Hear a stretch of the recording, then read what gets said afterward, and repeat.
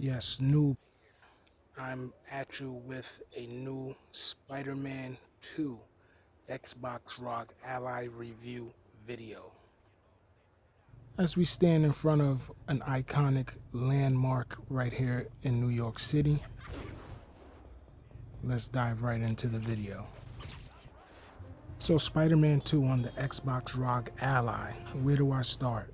Let's see.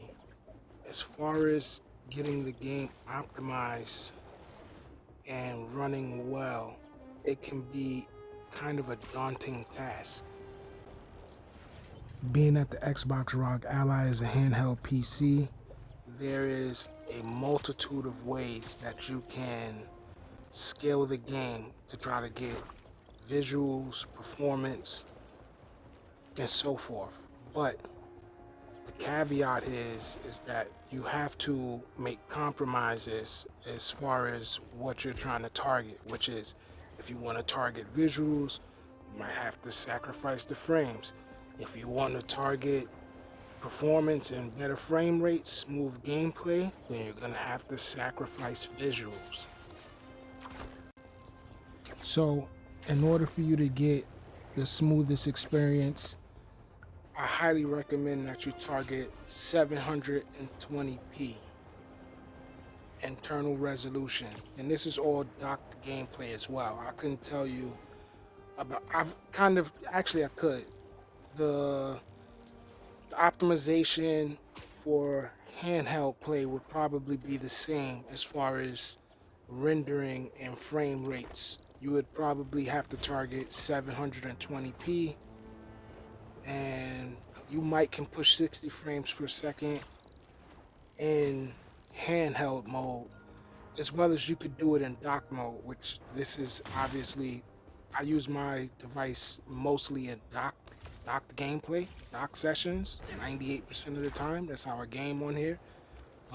But yeah, the targeting scaling is basically similar. Like I said, in order to get a smooth, non-stuttery and responsive frame rates, then you have to target 720p, and as well as tweak some other options as far as how the upscaling resolution works, which I'll be honest, targeting the smoother gameplay experience at 720p, it can be heavy on the eyes.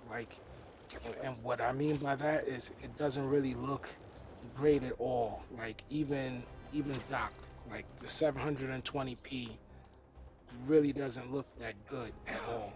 Even if you want to push for 900p, it still doesn't really quite look as good.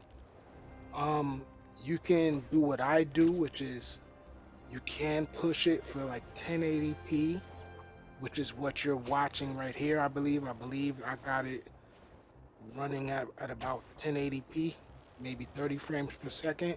And even while watching this gameplay here, you can tell that I'm actually still averaging under 30 frames per second. It's not a smooth 30 frames per second when you push the upscaling, or when you push the internal resolution to 1080p.